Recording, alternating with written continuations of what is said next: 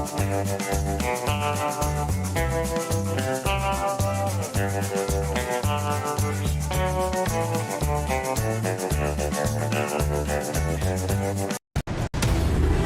tried to shut them up. There's no guarantee to free speech. They tried to cancel them. Deplatforming works. They even threw them in jail. Peter Navarro, Steve Bannon, now in prison. But they couldn't stop them. It's not a prison bill that will ever shut me up.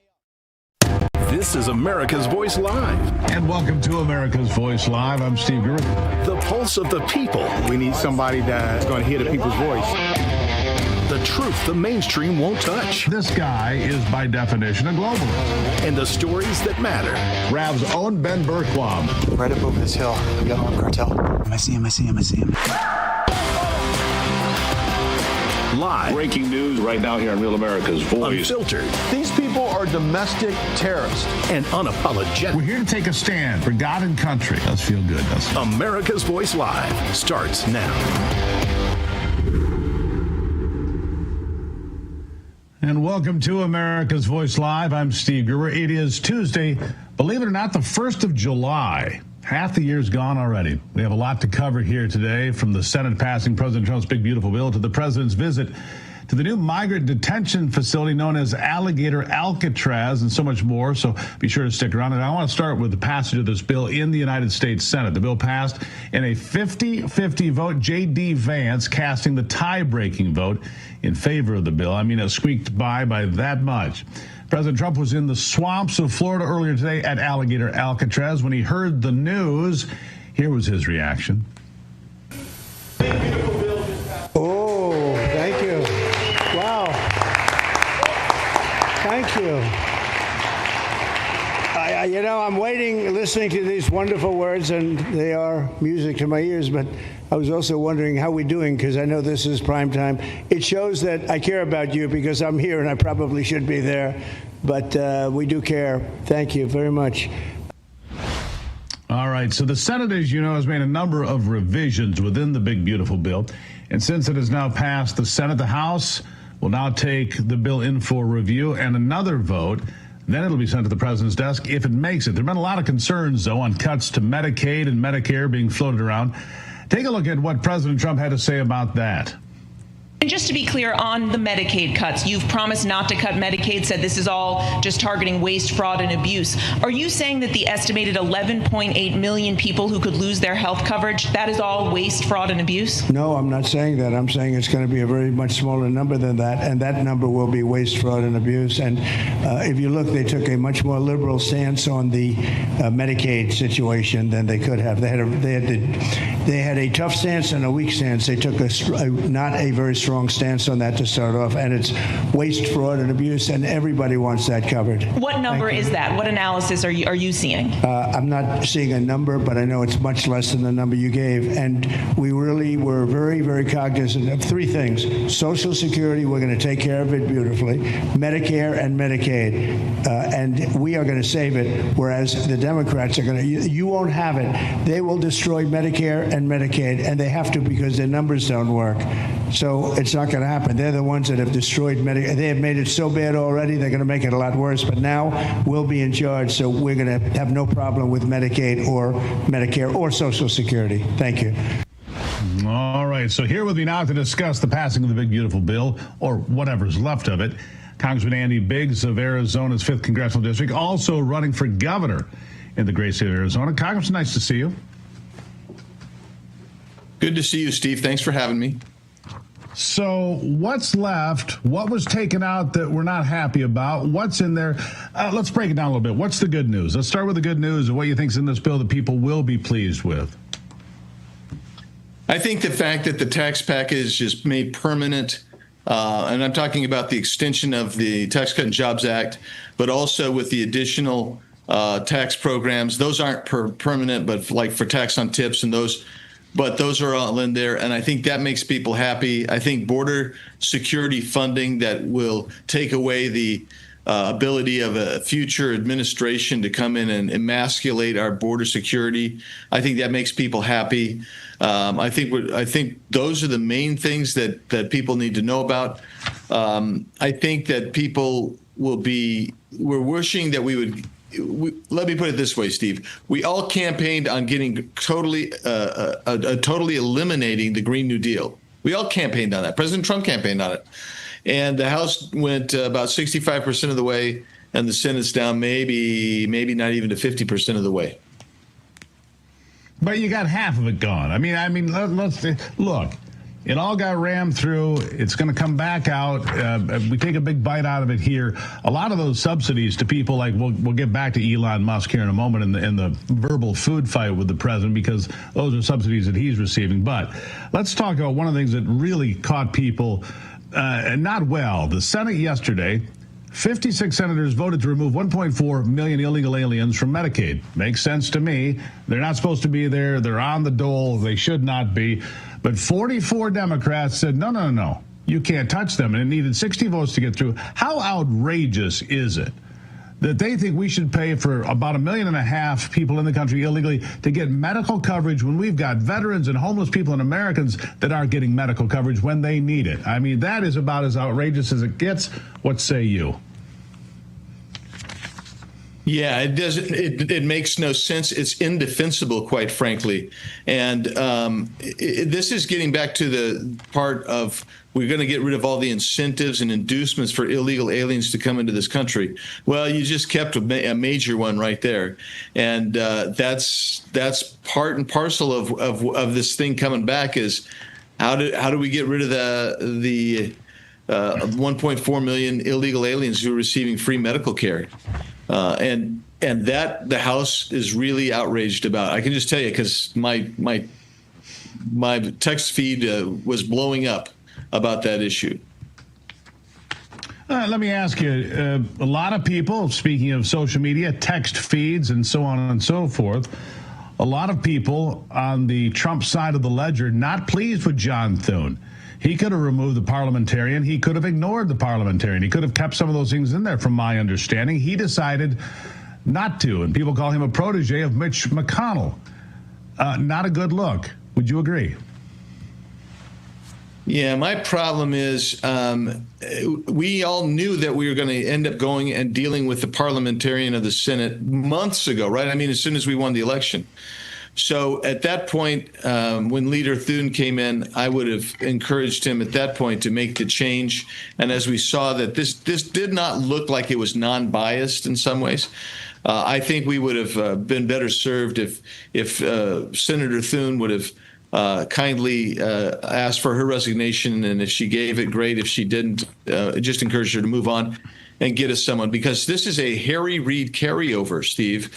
And I think that a lot of the rulings made us all harken back to Harry Reid, and from the grave, Harry Reid is controlling the U.S. Senate still. Yeah, Harry Reid is haunting us however many years after his death, 13 years after he put this woman in that position. Yeah, the ghost of Harry Reid walking through the Capitol the last few days. It's hard to get past that. So my question, the bottom line question is, it comes back to the House now. Will it pass? Or are there people on the Republican side of the ledger that are going to say, I can't support this? You know, some of the people are folding shop, not running for re-election. You know that. Where do we stand, do you think? Does this get through?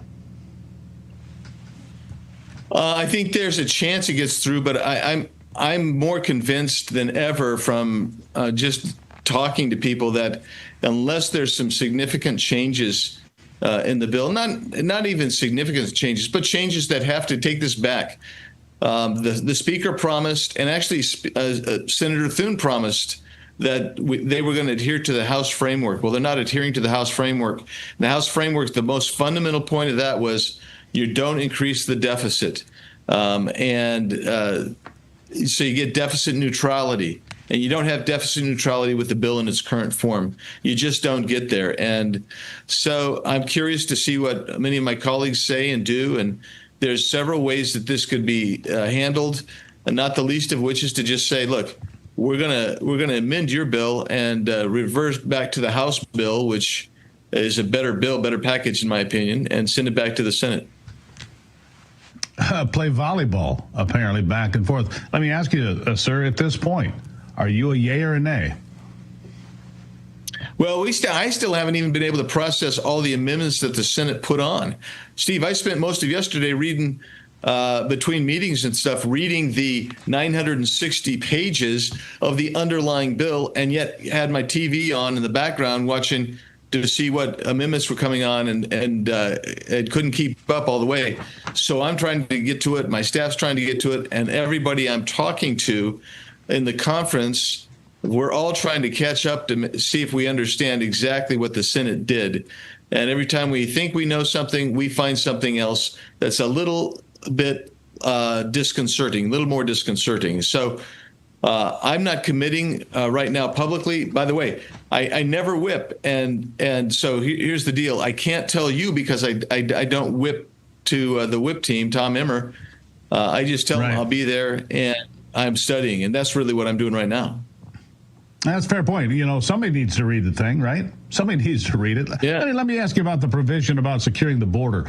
You're running for governor in Arizona. All indications are you're doing quite well in that race to be the next governor of Arizona and put out Katie Hobbs into the unemployment line. What do the people of Arizona think so far, the people that you do talk to that blow up your thread and so forth? Well, I think they were pleased with the bill as it came out of the House. Then when you find out about the illegal aliens staying on Medicaid, when you find out that because we are a target for solar and wind farms, and when you find out that they're going to keep subsidizing those for another 10 or 15 years instead of ending those subsidies, which my rural areas in particular, they don't want those solar wind farms, which are caused by the subsidies, and you see the big utility companies getting the subsidies so they can do it. They're upset about that. They like what's going on at the border security part of it. They like the tax package part of it. I had somebody actually stop me at an event last night to talk about the tax on tips provision. So it's kind of a mixed bag, but I will say this. They're a lot more troubled by what just came out of the Senate and what's coming out as information on what they did and how they weakened the House bill, and they were much more appreciative of that House bill. I'm shocked to hear that people in Arizona don't want Chinese solar panels across the landscape. Weird. Who would have thought that, right? That's just crazy talk. All right. Let me just graduate just for a moment here. I mentioned it, so we might as well get to it. The Elon Musk, Donald Trump public food fight again. Here we go. Donald Trump saying, look, maybe we need to look at his companies. Nobody's made more money off from subsidies for wind, solar, rockets, cars, whatever, than Elon Musk. Elon Musk was there for a while. And look, there are people that agree with him. We spend too much money. You agree with that point. I'm not sure he's using the best avenue to get there. I'm not sure his communication skills are what they should be. Fighting, you got the richest man in the world fighting the most powerful man in the world in public. What do you make of it all? Where do we go from here? Can we resolve this? Or is Elon Musk going to take his toys and go home and make a new political party in America? Well, I think, okay, so let's answer. I'll try to get to all those. But first of all, I'd say President Trump, when he says this is a good bill, there's some good stuff in it, he's right. Elon Musk says this is a terrible bill. It increases the deficit and it's a huge problem. He's right. In other words, just like always, Washington, D.C. finds a way to take something that's really important, really good, really expedient for the country and screw it up. And that's what's happened here in some respects. I mean, look, a lot of the stuff we did, they carved out for Alaska. Alaska's getting exempt from a lot of these reforms. Why? Because they wanted Lisa Murkowski's vote. They didn't come to me and say, Andy, we're going to put in this extra stuff here for your vote. So they're both right. It's a good bill with a lot of bad stuff in it that need to be fixed, in my opinion. Yeah, it's politics. You know, I'm not a big fan of the senator from the state of Alaska, but that's how politics is played. If you want my vote, I need these things. I mean, that's the game, right? One last thing. I saw that absolutely leverage. Alligator Alcatraz down in Florida. I've got just one last quick question here. A migrant center that can hold, I believe, 3,000. It's out in the middle of the Everglades. It's an old airstrip and so forth. So nothing new. It was already there, repurposed for this. And it's already been the subject of a brand new lawsuit today. It's met code. It's up to speed. It's ready to go. And guess what? They're getting sued. Last thought on that today, sir. Yeah, I mean, I wish I had the concession for all the lawsuits going in, from the wild left, because that must be costing them an arm and a leg, so to speak, to pay for all those lawsuits. No, we'll prevail over that in that lawsuit, like we're starting to prevail in most of these lawsuits. Once rationality comes and people start enforcing the law the way it's written, we win those lawsuits. Yeah, wouldn't that be something? Rational, logical, sober conversations about what matters to the American people and getting it done. Congressman, we'll see what happens. It comes back to you guys now. I don't feel like the 4th of July deadline is going to be met, but I've been surprised before, sir. Thank you for being here. Thanks, Steve. Take care. Really appreciate it. Andy Biggs, running for governor, of course, in the great state of Arizona and doing well, and a current member of Congress. All right.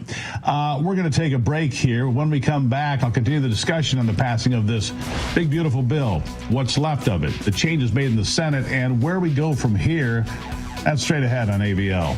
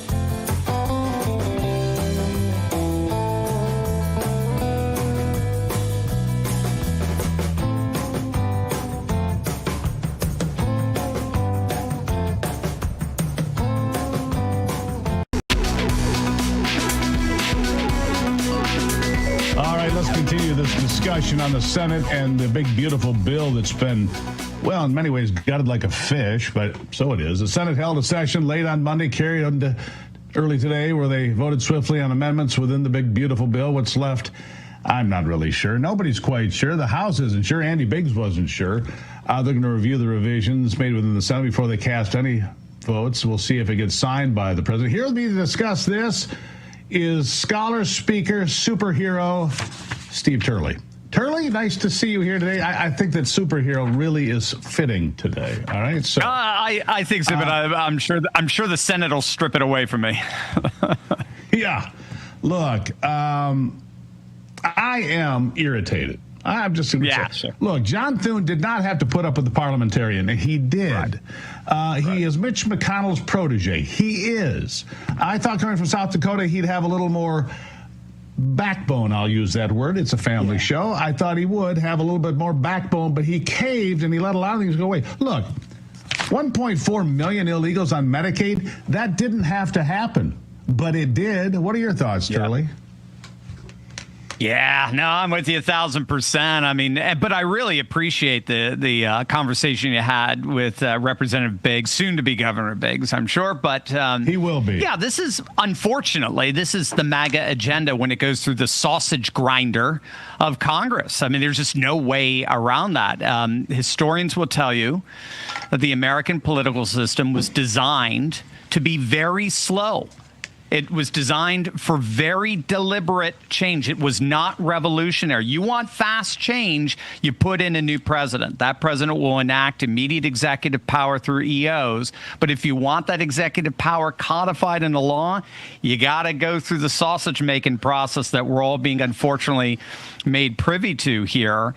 Unfortunately, it is a diluting process, no question about it. In terms of, but here, I'm gonna make you even more upset, though, Stephen, having said that, because I agree with you 1,000%.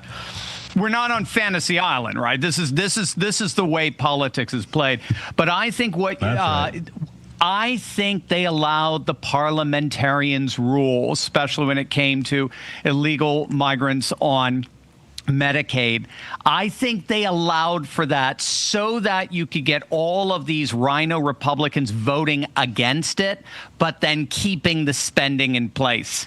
So when all's said and done, at the end of the day, the spending is still there, which they love. That's bottom line. Our GOP is dysfunctional. Half of it wants to rein in spending. The other half wants to spend more and more. That's just the way it is. But I think they wanted to be able to continue to spending all the while being saying, see, I voted against all that extra spending. It's kabuki theater, unfortunately. But they did. Elon Musk, when he calls it the Porky Pig Party, he's not wrong. He's not wrong. It's just hogs at the trough. They don't care. Yeah. They'll just continue to have hogs at the trough as long as they get their money and their position and their prestige, and they get to go to parties this 4th of July weekend and rub elbows with whoever they want to rub elbows with, because they're the man in Washington. Look, we need to get this figured out, because we are on a road to the most certain financial disaster in world history. Yeah. That's a fact, Turley. We are on a road that is so predictable. And when Greece went broke, the EU bailed them out. When Portugal had a debt crisis, they got bailed out as well. Nobody's here to bail us out. Look, Donald Trump in one of his books years ago said to his first wife, look at that homeless guy over there. He's worth more money than I am. And his wife's like, what are you talking about? Because he had so much debt at that time, building buildings, billions of dollars in debt, that he had loans and so forth. That's where we are as a country.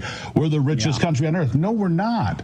We are the poorest country on the planet. You need to come to terms with that. And until we fix that, we've got a problem, right or wrong. Yeah, no, I mean, and this is one of the reasons why China never wants the yuan to become the default currency of the world, because they don't want to become a debtor nation like that. That's just the nature of being the default currency. You have to sell off your bonds so that the excess surplus dollars that they would lose when they convert it into their native currency, they need to be able to dump it somewhere. So yeah, we're just addicted to debt. And I don't know. I mean, there's a lot of economists are saying there's really no stopping this train, as it were. And Lynn Arden is one of the big ones who's been talking about that. And so that's why, again, I think that's why you're. Yeah, that's where it's this notion of we have to grow out of this. We have to go. This is where a lot of people are going into crypto and Bitcoin. Right. They're going into gold. They want to get out of this, Bretton Woods system that they do see coming to a very bad end. Right. Look, here's the thing. The long fall doesn't hurt anybody. It's the sudden stop at the end. The same with a freight train running into a wall. It's the sudden stop that you come to and you say, oh, my God. We've bankrupted ourselves, and the Republicans are over there going, oh, shucks, I guess we go bankrupt. I can't stand it, Turley, but here's the last thing, real quick. July 4th, I'll take the over on an over-under. Your thoughts? Oh, you think it'll be done by July 4th? No, I think it will not be. I'll take the over. I'll go past July 4th. Oh, you're going, got it. No, I'll go under. I think they'll do it tomorrow. I do. We'll see. We'll see. I'll owe you a burger if I'm wrong. But Smith, the chairman of the Well, yeah, the chairman of the Ways and Means Committee has come out and said, "Nah, I think we got this." And Thune and Johnson, for all of their foibles, they seem to bring everybody back in line. Certainly, Trump does. He wants it on the 4th of July, but we'll see. We'll see what happens. Turley, always a pleasure. Steve Turley, everybody. Great analyst, sir. Thank you. Thank you, Sir Stephen. All right. Now, if you want to drop some pounds, and gosh, who doesn't from time to time, boost your energy levels, reduce swelling in your legs, get rid of that edema in your feet, then you'll love these 2 American-made health supplements. First, Liver Health Formula. Fat deposits in the liver can pile on the pounds, make you feel tired all the time. Liver Health Formula helps reduce fat deposits with nutrients like artichoke extract, milk thistle. In a customer survey, almost 60% reported better weight management, 87% more energy. Next is lymph system support. The natural ingredients in the lymph system support help gently flush extra fluid and toxins out of your body, which can help reduce swelling in the feet and legs as well. Get rid of that edema. Right now, for a limited time, you can get 35% off Liver Health Formula and lymph system support, all with 45-plus health supplements Pure Health Research has to offer. Head over to purehealthresearch.com. Use the coupon code VOICE at checkout, and away you go. Coming up after the break, I'll continue the discussion of the big, beautiful bill with Louisiana State Treasurer Dr. John Fleming, who's also running against a rhino down there, Bill Cassidy, for a Senate seat. Details straight ahead.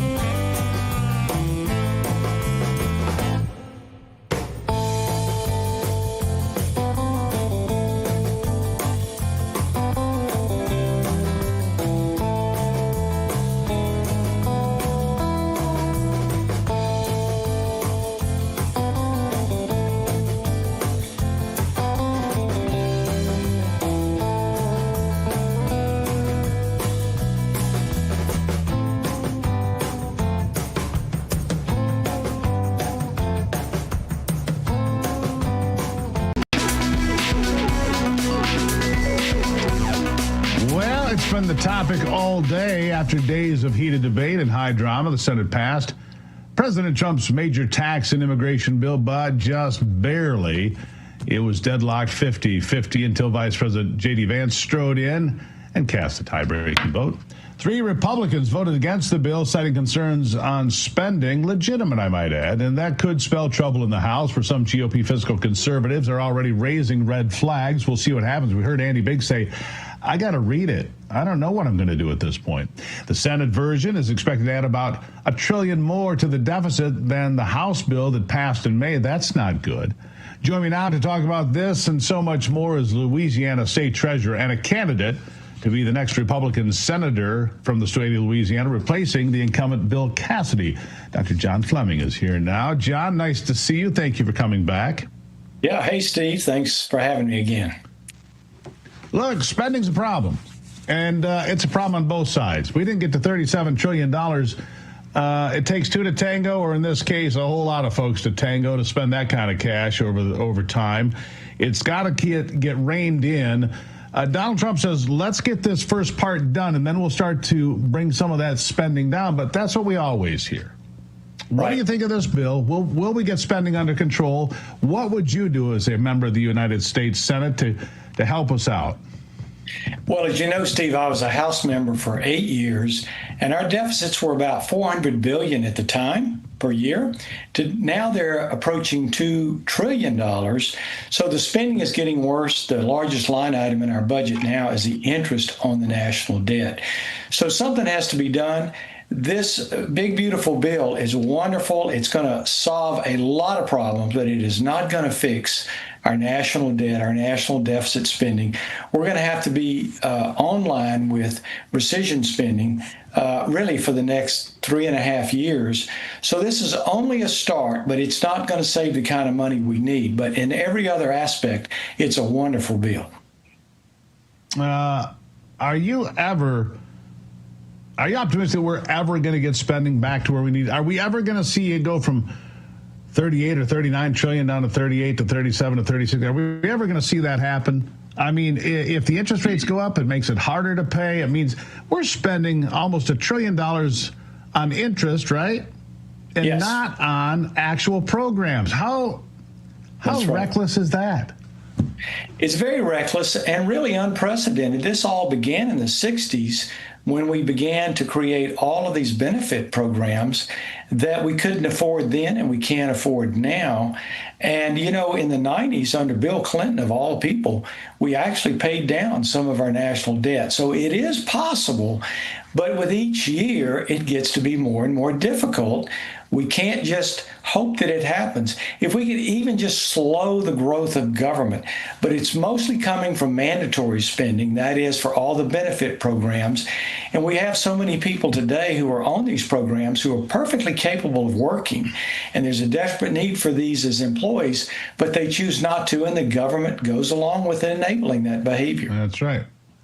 Well, the Senate, allowed 1.4 million illegals to continue on Medicaid that they're not entitled to and shouldn't be collecting. They've never paid into it. They showed up and they get on the government dole. And that's true from the local level to the state level to the federal level. In so many places, it's hard to even keep up with. Yes. Let me ask you this. The reelection rate of United States senators is north of 90%. Bill Cassidy has done enough things for me to go, what are you doing? But how do you get an inside track? What does it take to unseat him from that position that he's in? Well, as everyone well knows, Senator Cassidy voted to convict President Trump in the second impeachment trial. And it wasn't just an impeachment vote, it was to convict for high crimes and misdemeanors. He was one of 7 Republican senators who did that, and the rest were Democrats. And we're seeing those senators go away one by one. Certainly members of the House who were Republicans who voted to impeach, they've lost their seats. In Louisiana, right, that is really a unacceptable vote. And he's way upside down in the polls. His unfavorables are way over his favorables. So I view him as unelectable. So my decision is to replace him with someone who will work with President Trump. All right, Dr. John Fleming, got to leave it there. We wish you well in your endeavor here. We'll have you back, I'm sure, many times before we get all the way there. Dr. John Fleming, running in Louisiana to be the next U.S. Senator. Sir, thank you. Great. Thanks, Steve. Thank you. All right, after the break, Republican Rhino Senator Tom Tillis of North Carolina announcing that he is done after 2 terms. Yeah, not a surprise. There's an open Senate seat in North Carolina that could possibly be filled with a true MAGA patriot who supports President Trump like no other. Details ahead.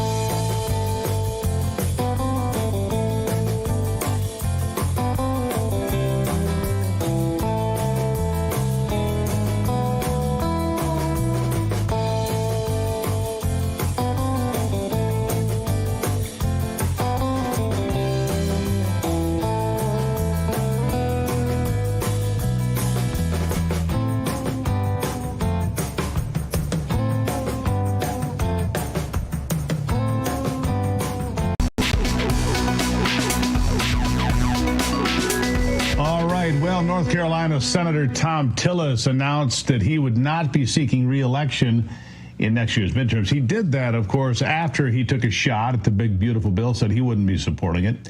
Yeah, then announced he was out of there. With Tillis not running for re-election next year, there's a better chance that North Carolina can put a strong conservative, a MAGA patriot in that Senate seat. Joining me now is Naval JAG officer, U.S. lawyer, and Senate candidate for North Carolina, Don Brown.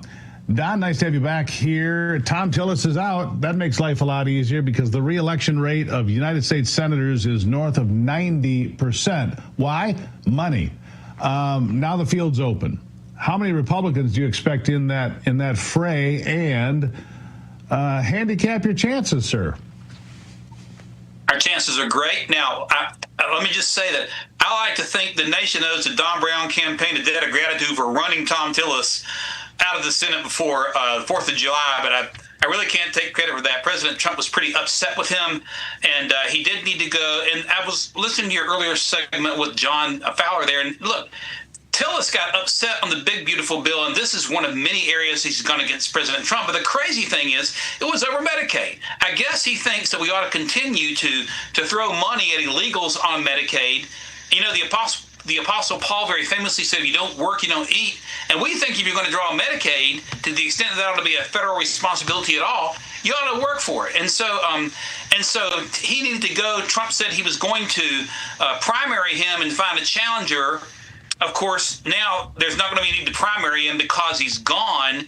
But I think our chances are very, very good, and we're going to wait and see what happens. But I really think if we can get Ken Paxton in the Senate in Texas and John there in Louisiana and Don Brown in North Carolina, that's going to be a powerful triumvirate of three strong MAGA conservatives, and it's going to help change the face of the United States Senate. I'm looking forward to the challenge.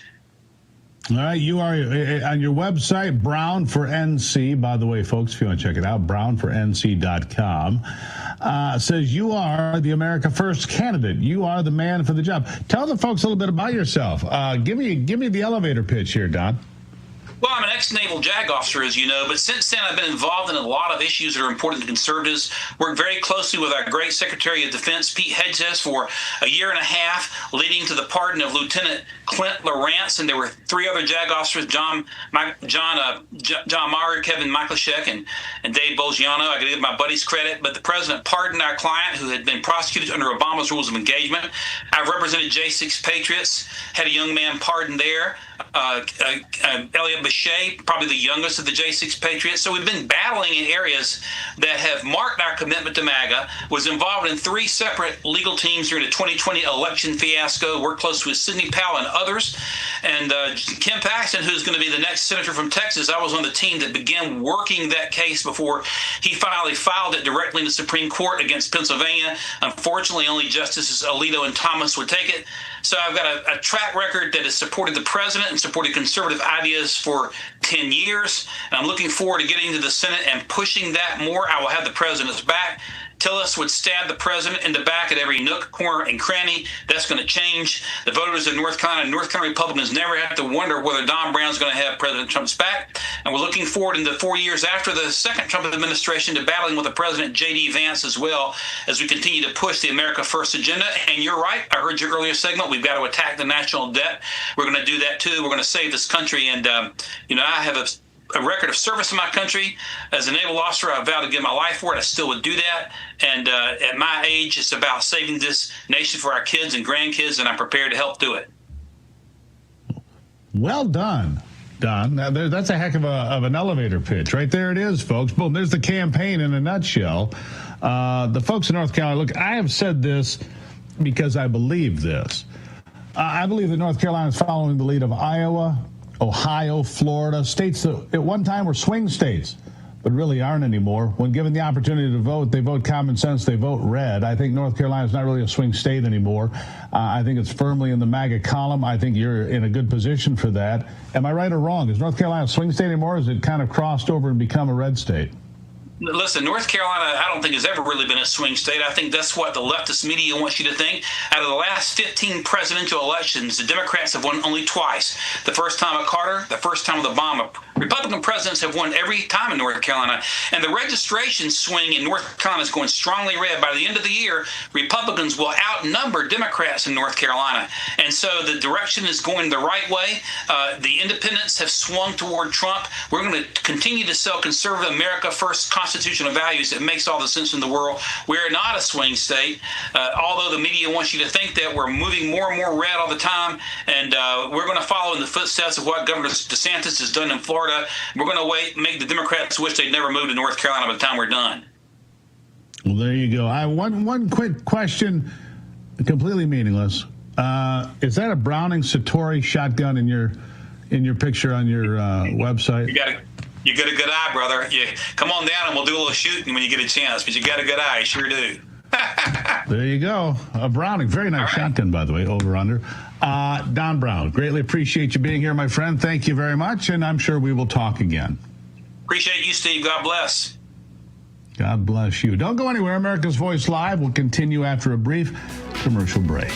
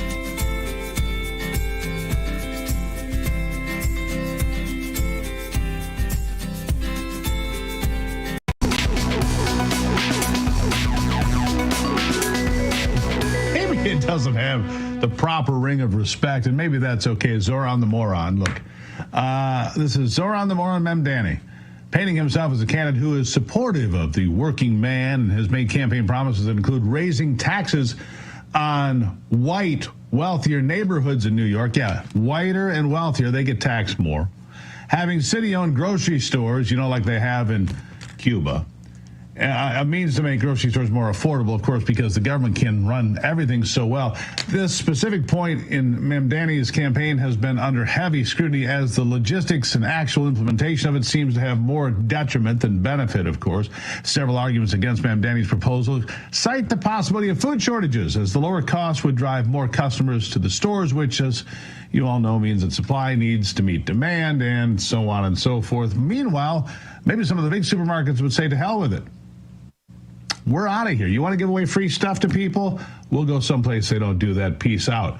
Here to talk with me about this, Conservative Caucus President Jim Pfaff. Jim, nice to see you. I mean, come on. Government-run grocery stores. I've seen pictures in North Korea and Cuba and Russia of government-run grocery stores. Not such a wonderful thing, are they? No, not in the least. And in fact, when you consider the origin of a guy like this getting a nomination in the Democrat Party, even in radical left New York City, you get a sense of how far the Democrat Party has gone off the reservation. I mean, there was a recent poll that showed something like 92% of Republicans were proud of America, and I think the number was only 32% for Democrats. You look at what they're doing, it's very destructive and against the basic American ideal, so far removed from John F. Kennedy's Democrat Party that it's really unrecognizable. It is unrecognizable. I recommend, well, of course, isn't it odd? Let me just take a little detour here, because one of my close advisors pointed something out to me. Memdani's only been here 7 years, right? Been a citizen for 7 years. From Uganda and from India, is where he was raised primarily. Yet he speaks perfect English. Perfect English. No accent, no anything. And this advisor of mine says, don't you find that unusual? I had to think for a second. I said, I do kind of find that unusual. No accent at all. Where'd this guy come from? He's never had a real job. He's never done anything. He has no resume. He's 33 years old. He certainly hasn't read the book Socialism Sucks by Robert Lawson and Benjamin Powell, which he should. Right? Where did this guy come from? He possibly got that accent from time in India. I've traveled to India quite a bit, have people that are friends over there. It's actually the world's largest English-speaking country. There are more English speakers there than the United States. But they don't sound like him. Huh? They don't sound like him. That's my point. Carry on. Well, I'll tell you this. Listen. The real problem here is he doesn't know America in any way. That's the whole point. And worse than that, he is being influenced by a Democrat Party that is on a serious track, if they can do it, to entirely destroy the American experiment. Keep in mind, the censorship regime that was under Biden is coming back if Democrats ever get in power again. And there's some real issues that are going to be happening along those lines. And you look at their approach towards politics. I felt that AOC and her crowd was dangerous when you look at the riots that were happening in L.A. and the No Kings thing. I mean, that's dangerous enough. What's more dangerous... That's what I'm angling toward here, Jim. Yeah. That's what I'm angling toward here, is that he's a plant just like AOC. This guy's a manufactured candidate. I don't think he's genuine. No, he's not at all. I mean, for his style of socialism, Democrats, even like AOC, have been very reticent. They have it in the back of their minds, but they're very reticent to put it out in public. This guy's willing to do it. And what is dangerous about that is it's going to encourage other Democrats to do the same thing. Now, that's going to raise up a real battle politically, and at least in pockets of the country, if not nationwide, that we are going to have to face. But the danger of this is that to institute this kind of government policy requires force of some sort, and that's what's scary. It does. Yeah, it is scary. Jim, I got to leave it there for today, my friend. We'll talk more about it, I'm sure. Eric Adams celebrating again today. Thank you for being here. Greatly appreciate it. And we'll talk soon. We're just days away now from what has been dubbed the real reset, the greatest threat to the U.S. dollar's global dominance in about 80 years. On the 6th of July, that is Sunday, BRICS nations, Russia, China, India, Iran, and many more, are going to unveil their plans to circumvent the U.S. dollar, thus cratering its value. They've already been laying the groundwork as their central banks have been methodically divesting from the U.S. dollar and U.S. bonds in favor of gold. How can you protect your IRA or 401k from the fallout from this landmark shift? Diversify with gold from Birch Gold Group. Historically, gold has been a safe haven in times of high uncertainty, which is, well, that's right now. Get a free information kit on tax-sheltered gold IRAs by texting the word America to 989898. July 6th marks a monumental shift happening among nations that control 1/3 of the world's GDP. Arm yourself with information to diversify your retirement savings. Text America to the number 989898. Claim your free information kit from Birch Gold. Now, on the way back from Alligator Alcatraz, President Trump took time to speak with the reporters aboard Air Force One. Our Brian Glenn was there. Here's part of what he heard. Okay, we had a big day today.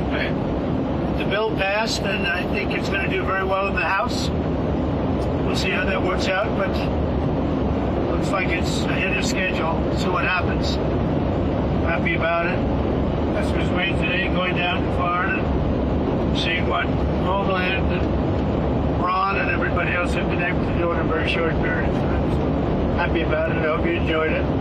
Go ahead. Can you give us an update on Massey? What about him? Can you just give us a little idea of not only who you want? I just don't think he does a good job for the country. He's always a no. You call him Rand Paul Jr. He's always a no. Nothing constructive at all. And just terrible. Thomas Massey from Kentucky. And nothing constructive. I don't think he's a very smart guy. Good education, but that's about it. I guess what I should have asked is, to what degree are you trying to make an example out of him? I don't think about it. I oppose somebody, that for some reason voters, almost always they seem to go along with me because they know I'm working hard. I have a nice high IQ. They like that, like high IQ people. But they know I make good decisions. That's why we have that Trump was right about everything. But, I don't like guys like they just keep saying, no, I vote no, I vote no. There's nothing. Let him do something. Let him get what he wants. They vote yes. But if you look at his voting record, it's almost against. Who do you like? He's going to have an opponent. Who? He's going to have a big opponent, a good opponent. He's going to put it. A poll just came out. And it showed anybody I endorse against Massey loses by 25 points. So he's going to be history. How much arm twisting do you think you have to do to get past the House now? What's your game plan for that? I felt the Senate was going to be tougher than the House. We got there. We got pretty much what we wanted. It's amazing. It's the biggest bill ever passed if we get this done. Most of the people wanted 7 or 8 different bills. And I thought that was tougher because it'd be 100% that they'd be done. This bill has something for everybody by doing it this way.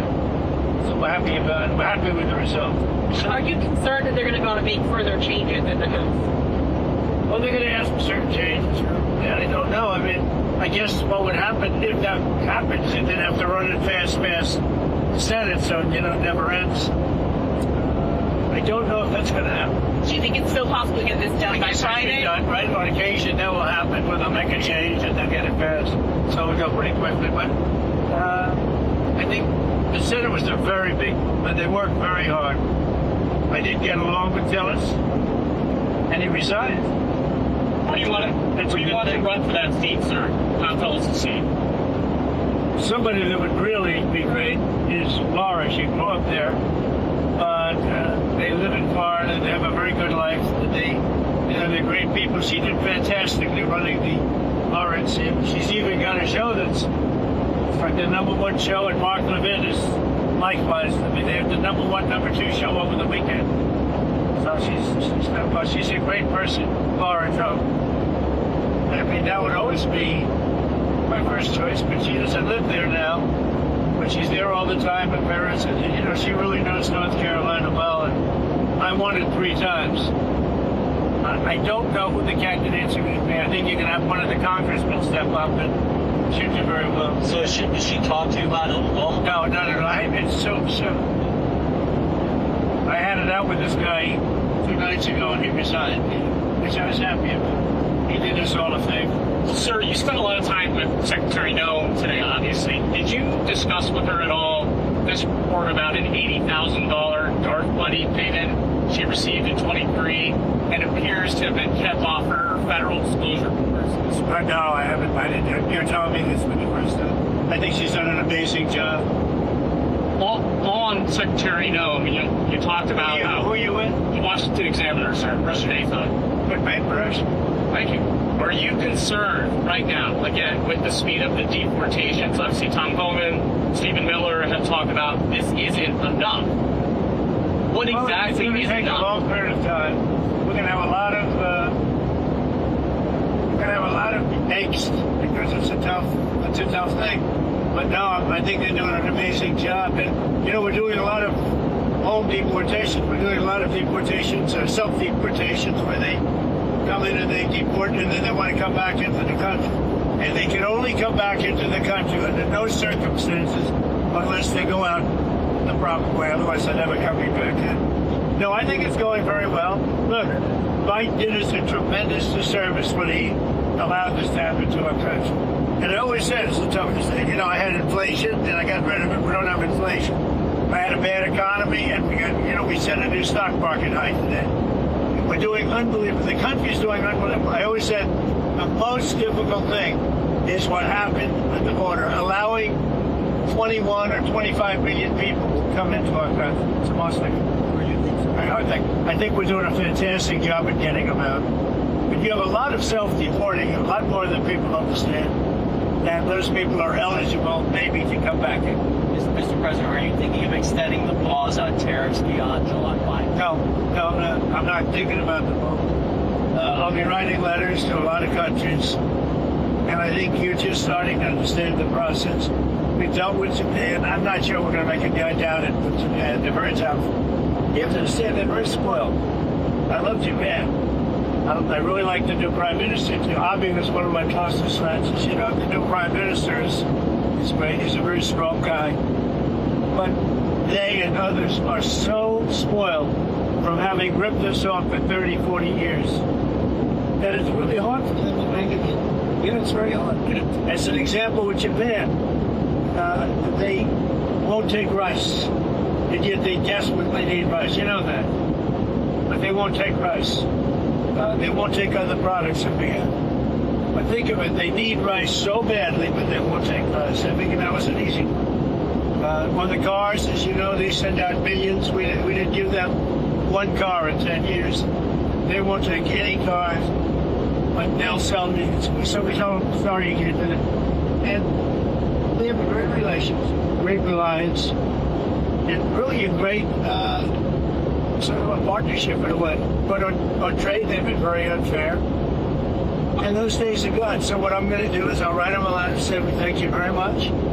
And we know you can't do the kind of things that we need. And therefore, you'll pay 30%, 35%, or whatever the number is that we determine, because we also have a very big trade deficit with Canada. And it's very unfair to the American people. So they maybe won't be happy, they maybe won't be happy. But some countries we won't even allow to trade. But for the most part, we're going to determine a number, just very simply write them a nice letter, probably 1 page or a page and a half at the most. And it's going to be essentially congratulations. It's going to be an honor to allow you to go and do business in the United States of America, because it really is an honor. We never viewed it that way in this country. And you saw we took in $129 million in tariffs already. We haven't even started. no inflation. Our country's strong. Our interest rate should be 3 points lower. If our interest rate was 3 points lower, that's almost $1 trillion in cost. You're going to stay just by the signing of a pen, but we have a moron at the head of the thing. He's a moron. Speaking of Jay Powell, do you have a top choice of someone? I do. I have 2 or 3 top choices. Can you tell us those? No. So, are there other trade deals that are close to being done that you think you will announce over the next week? I think we're going to have a deal with India, possibly. And that's going to be a different kind of a deal. It's going to be a deal where we're able to go in and compete. Right now, India doesn't accept anybody in. I think India's going to do that. And if they do that, we're going to have a deal for much less tariffs. DeSantis is Thank you for telling me, by the way. You're welcome. Hey, real quickly, you mentioned Alejandro Mayorkas. Yes. He was impeached in the House, cleared the Senate. Investigating him. Can we investigate the auto pen? What's their further investigation on that? Well, the auto pen is under investigation. The auto pen's a serious thing, and I think it's one of the most serious things I've heard. Mayorkas was a terrible, terrible secretary, but he was given orders to do things, and the people that gave those orders probably have pardons. You know, Biden pardoned a lot of people. The only one he didn't pardon was himself. But I don't know if I do to him what he did to me. Problem is he wouldn't understand what happened. But maybe it would be so. There's a video with Speaker Johnson's telling him about how he stopped the LNG gas and he thought it was something else. How many more examples do you think there are that that President Biden just didn't know what he was doing? President Obama was a terrible president. President Biden was the worst president in the history of our country. President Bush should not have gone into the Middle East and blown the place up. So I don't give him high marks either. Thank you very much, everybody. Thank you. I give Trump very high marks. Bye.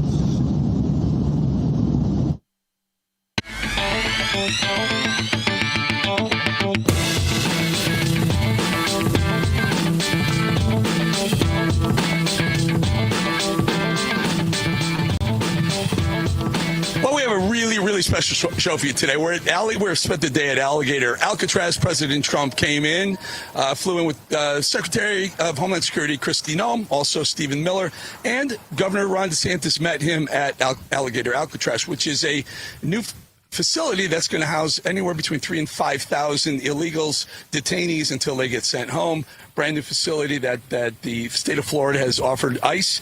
We have a bunch of things, the whole special surrounding Alligator Alcatraz. And as you can see, we are literally at the edge of the Everglades. I'm standing in the Everglades right now. And if you need more proof, there's some fish jumping right over here. We just saw an alligator swim across this little area canal here. And within minutes, you'll probably see an airboat come by one way or the other, recreational airboats. These people love their Everglades. Now there's a 5,000 bed facility about 10 miles up the road here, which we spent the day. Here's how some of that went down earlier today. Take a look. It's known as Alligator Alcatraz, which is very appropriate because I looked outside and that's not a place I want to go hiking anytime soon. The only way out is deportation. You may end up here, and you may end up here and being processed, deported out of this country, and never get the chance to come back. That is the consequences of breaking the law in the United States of America.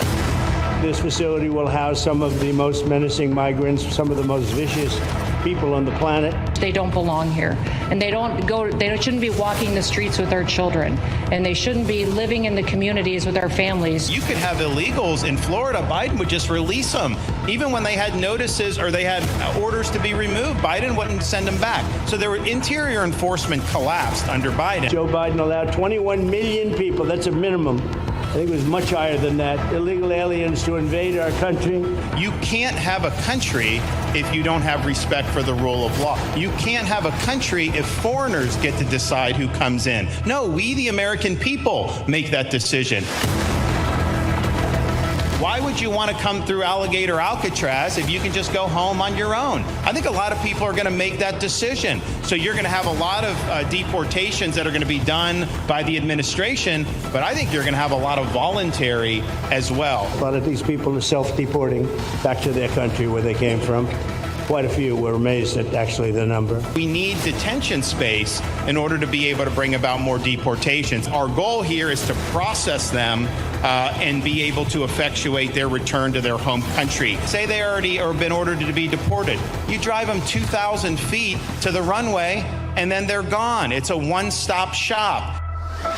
This is a win-win for everyone, and I just want to end, Mr. President, by thanking our law enforcement officers, by thanking our ICE officers and our Border Patrol officers.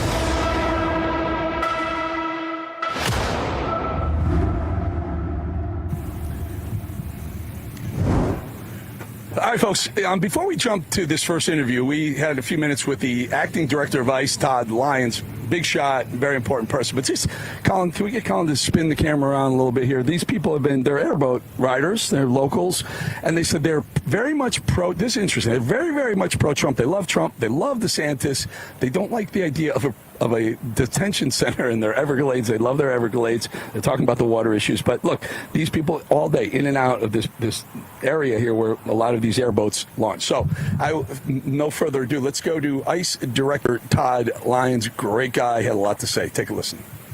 Okay, everybody, welcome back. And as you can see, we're in the brand new Alligator Alcatraz facility. It's going to house several thousand detainees before they get sent back home to where they came from after breaking the law by crossing our border illegally. We're here with Todd Lyons. He's the ICE director. Sir, good to have you. Thank you for this, everything you're doing here. Tell us a little about what it means to have the president and the governor join you here in Florida. Here. Well, I mean, this right here was amazing because it just shows the president's support to us, right? You know, that was very great that I had the opportunity to thank him for allowing the men and women of ICE to do their job. So you see, Secretary Noem here, see the governor, this whole government approach, right? And that's what it needs to tackle this immigration issue. One of the president's first things was to make this a national emergency. And the only way we're going to conquer this is with through partnerships like this. So having this facility here and having the state work with us with their 287G program, deputizing state and federal, county, local law enforcement, it's a huge game changer for us. So I think the numbers were 3,000 currently with the ability to go up to 5 in another facility. Is that about right? That's right. So we're looking to start putting our first 1,000 in tomorrow, going up to 3,000. Tomorrow? Yep. We're hoping as soon as the president leaves, we're going to do a security sweep, start moving individuals in, going up to 3,000 here, and then we're looking at other sites all over Florida. Camp Bolling being one, up in the middle of the state, gives us that opportunity to have that whole coverage with another location that has a flight line. We can get them in and get them right back to their home country. And tell us about the collaboration with Florida law enforcement. Oh, it's been great. It's such a relief when you have a state leadership and local leaders that want to work with ICE, right? That see what ICE is and what it does, and then it's a viable law enforcement partner, making the state of Florida safer. This partnership is amazing because with partners like this, we're going to meet the president's goal. We're going to do what the American people wanted, and that's make America safe again. So I spoke to Tom Homan yesterday, in fact, and he talked about a force multiplier effect. Explain to the folks what force multiplier effect specifically to immigration means. So I can just give you some really key numbers I think the American people need to know. There's only approximately 5,000 deportation officers within ICE. Under the Biden administration, we're looking at 12 million gotaways. So it's physically impossible for us to be everywhere and to address these public safety threats. So having partnerships with Florida Highway Patrol, the local county sheriffs, local police departments, they become our eyes and ears and our force multiplier so we can encounter these public safety threats and get them out of the country quick. Very interestingly, we had a ride along, compliments of Tom Homan and Kristi Noem at Homeland Security.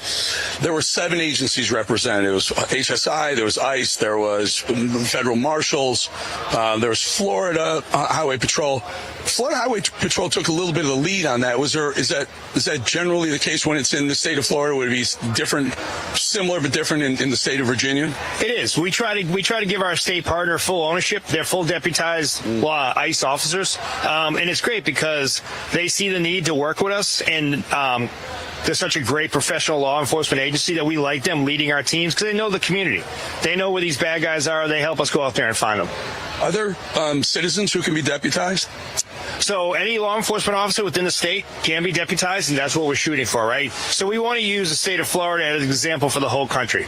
You know, so an average citizen couldn't be deputized as a deportation eyes and ears. No, we're still looking for certified state and local law enforcement officers to do that. All right. What about the funding for this facility? How is this going to work? So this is great because we worked with FEMA, and we were able to find safe shelter grants that we use for all the migrant hotels, right? So instead of incentivizing illegals to stay here, we're taking back and repurposing that money to give to our local partners to help us accomplish our law enforcement mission. So no new money. So this is money that's taken from we would call waste, where they're putting illegals up in the high expensive hotels and whatnot. They're using this money and putting them here until they're deported. And will they all be flown away? Will someone be driven to other places as well? So we will try to launch as many as we can through our land borders as well, especially Mexican nationals. But our goal is only keep them here 14 days and get them back to their home country safely. But yeah, like to your point, this money was already purposed on the last administration. So we had this surplus that was going as a magnet, if you will, for these illegals to stay. Now we're going to repurpose that, give it to our partners that are helping us, and get these people out of here. How long do you think a detainee will stay here before they get deported? Right now, we're shooting to go for 14 days, especially with the governor going to deputize some of his National Guard JAG judges to help us expedite folks' due process and make sure they see the immigration judges quicker. We're shooting for 14 days. Yeah, that is interesting because under the Biden administration, it's well known that people got caught, the illegals got caught. They're given a card with a date on it, and sometimes it's up to 7 years, not 7 weeks, 7 years to show up in court, and they were free to go within the country. That is no longer the policy. No, and Eric, we're still going through our backlog. We do, to your point, up in New York, it's one of our largest districts. We have people waiting for court dates 2032, 2035, right? So we're going ahead and working with the Department of Justice, and we're trying to shorten that time frame, build on that backlog. But partnerships like this is going to be key for that. One final question. The New York City is trying to elect very close to electing a socialist, maybe even communist mayor, who has a completely different idea on deportations, the opposite effect of Donald Trump. What's the message to socialist mayors around the country who may want to house and hide and become sanctuary cities and hide illegals? Well, what I would say is look at our success in Los Angeles. We did not allow those socialist ideologies or those radical elected officials, protesters, and FIFA to stop our mission. We're out there still getting the worst of the worst in Los Angeles right now, and we're going to do that in every sanctuary jurisdiction. How long have you been doing this? Going to my 18th year now. So you were here under the Mayorkas administration. I was. Very tough time. Tell us about that. Well, it was a very tough time for, all the men and women of ICE because we weren't allowed to do our job, and you look at a lot of the administrations, it's hard every 4 to 8 years when you learn a new job as it ebb and flows based on the administration. We had great strides made under Trump 45. And then under President Biden, we just weren't allowed to do our law enforcement mission. When you're a sworn law enforcement officer and you have to let bad guys into the country, you can't take action. It's very disheartening. So now it's a complete reversal. For us, we feel empowered again. We feel we're able to do our job, and that's what we're going to do. When he said the border is secure, he raised his right hand, swore in a Bible, spoke to the Senate hearing, and said that there's no problem with the border is secure. Was he lying? He was. I mean, if you just look at it, you look at the numbers, it wasn't secure. It was secure in their mind. So maybe in their world and with the way they saw it was secure. But it was secure to the point of they were allowing who they wanted in. For us, it wasn't secure. Because every time you have 5-6 weeks after someone's let in, you find out that you let in a known suspected terrorist because you were forced not to do proper vetting, that's not secure. Will there be a different area within the facility for, let's call, violent criminals or just regular illegals who come across the border? There will be. We're going to evaluate each detainee based on their criminality and ensure that not only other detainees are safe, but our staff is safe as well. Okay. Are we going to let him go because he's a busy man? One more final question, sir. I'm wearing an ICE hat. Is this considered stolen valor or impersonating an officer? No, 100%. What it is, it's showing your support for the men and women of ICE, and we appreciate every day with you. Can I just say something? I rode along with ICE and HSI and all the folks who were bringing 2 Tren de la Agua bad guys, one for murder, one for attempted murder, off the streets. what people forget, and I'll just tell you, what the American public forgets, those officers are men and women. They're people too. They're going home to their husbands, their wives, their kids, and their dogs, just like every one of us. And all those people on the left who are giving them a hard time and calling them names and spitting on them and shooting at them, throwing bricks at them, they don't really understand that those are human beings too. And I think it's really important to recognize that. No, you know what? And I'm happy you say that, because the men and women of ICE are true patriots. They're law enforcement officers who signed up to do a specific job. They, like you said, they have families they go to every day. And I'm proud of the work they do. I think the American public's proud of what we do. But we appreciate, reporters like yourself, these public figures that go ahead and really highlight what the work we do. So we appreciate it so much. I appreciate you too, sir. Thank you. Thank you. Well, as I promised, native, indigenous to this region, the Florida airboat. Very loud. Look at this. This is awesome. It's one of those tours. Also, I'd like to point out my co-host for the hour. See the gator? You see his head sticking out? He'll be with us the hour. He sits there, waits for fish to jump into his mouth from that little waterfall. We'll be back. Tom Homan coming up. Borders are badass. Borders are. Tom Homan next.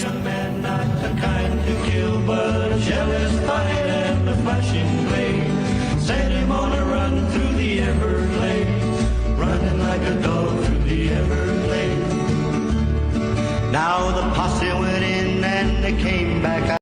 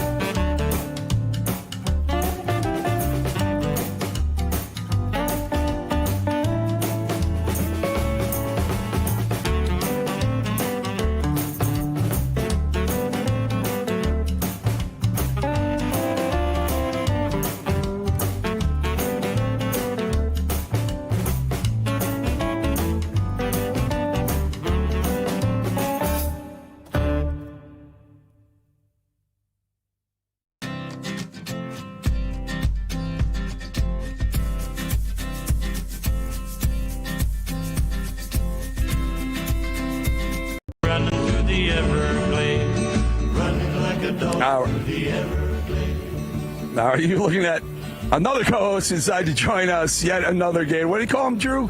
Swamp puppies? We got another swamp puppy who just had words with our other gator friend over there. But if you can see, that one's about 7-8 feet long. That's a big boy right there. It's a big boy.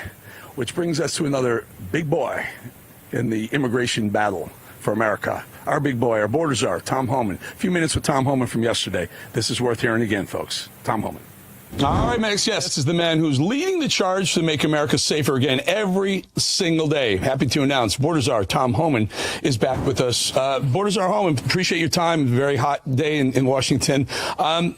This bill, tell the American people exactly how important it is on both sides of the aisle, frankly, political aisle, how important it is to get this big, beautiful bill passed, especially to Homeland Security. Look, the big beautiful bill is a must-have. Right? I think it's a nonpartisan issue to have a secure border and to arrest significant public safety threats and national security threats that are running around this country. I said the other day we got 600,000 illegal aliens with criminal convictions walking the street of this nation. We need more agents on the ground. We need more detention beds. We need more transportation. The big beautiful bill does this. It should be a nonpartisan issue, removing public safety threats. I can't understand the debate on this, but every day we arrest criminal aliens across the country, makes this country safe again. I looked at the numbers this morning. ICE has already arrested over 200 Iranian nationals in this country that are a significant national security concern. For more money, we can do more. It should be a simple answer to this. So I'm asking every person out there, call your congressman, call your senator, call your congressman, and tell them they need to pass this bill. It'll make this country safe again, and we'll keep the promise to the American people that President Trump made to them to make this country safe again.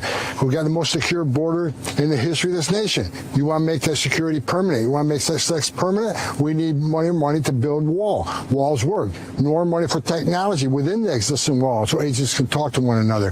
We know some of the approaches to the wall digs under that wall. This big, beautiful bill is going to permanently seal the success we have on the border and let us arrest more public safety threats across this country every single day.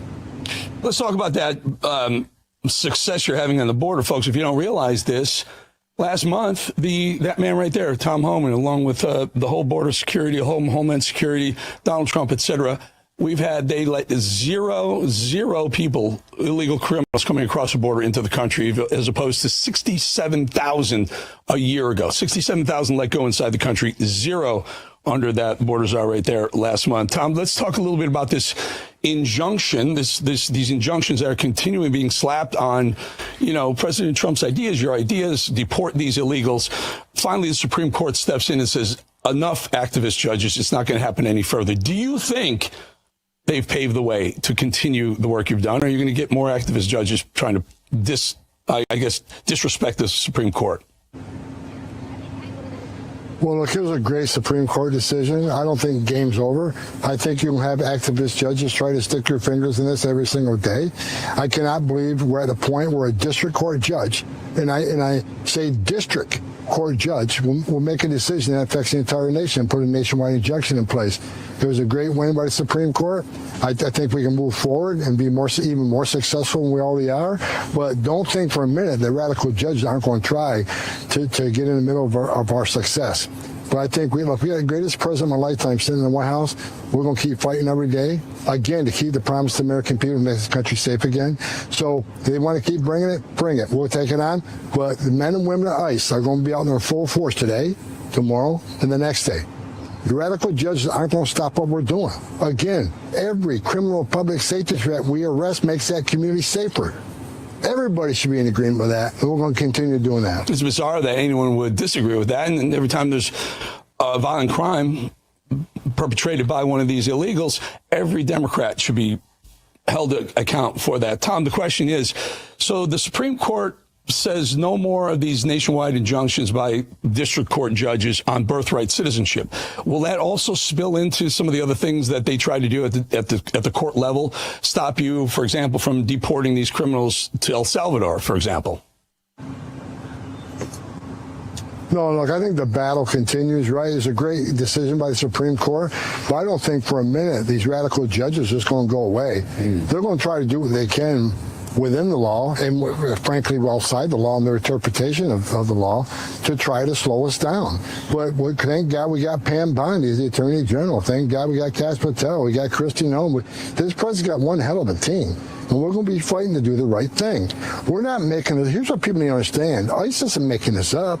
We're enforcing the laws enacted by Congress and signed by the president.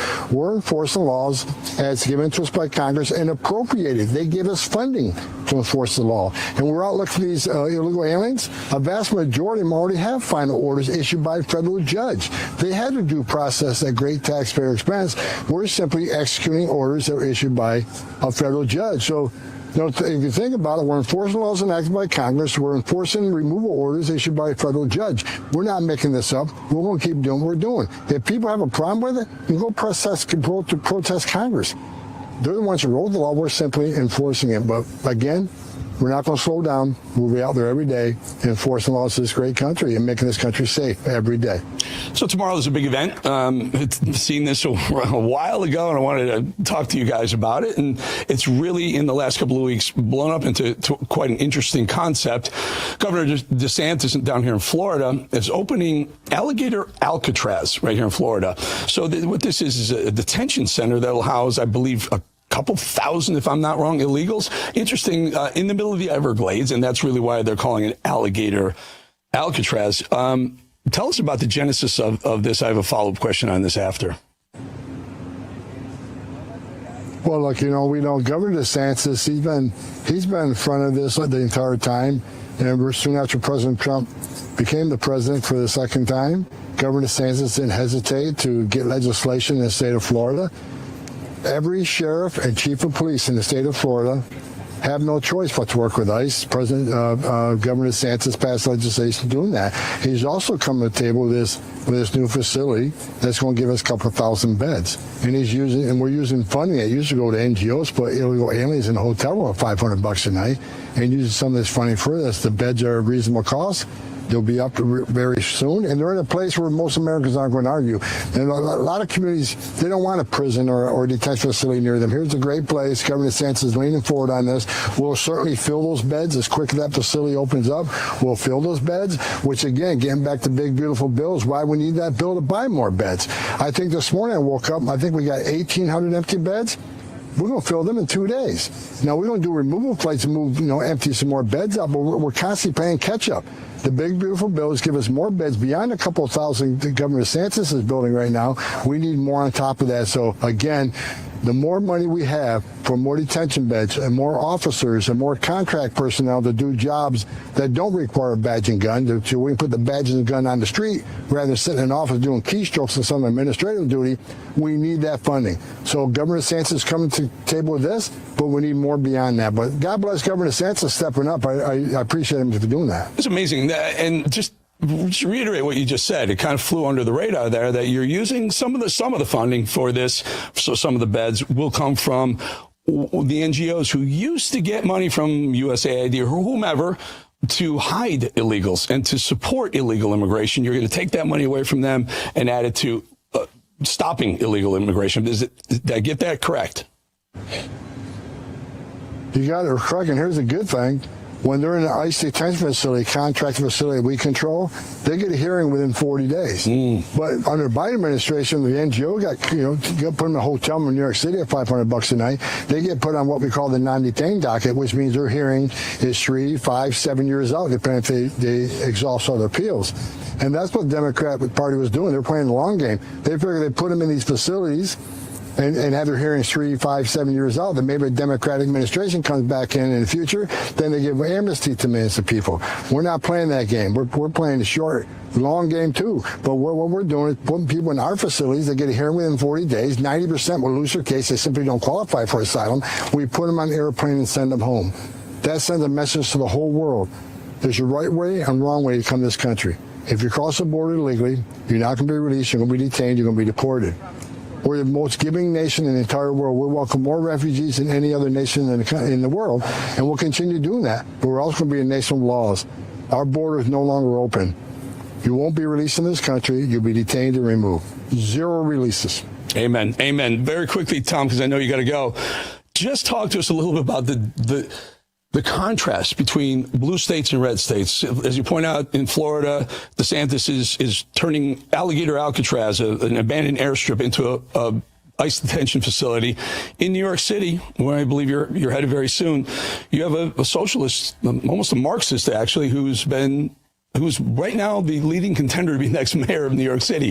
The juxtaposition of those two positions, specifically on immigration, is stunning, drawing. Well, look, sanctuary jurisdictions are sanctuary for criminals. Hard stop.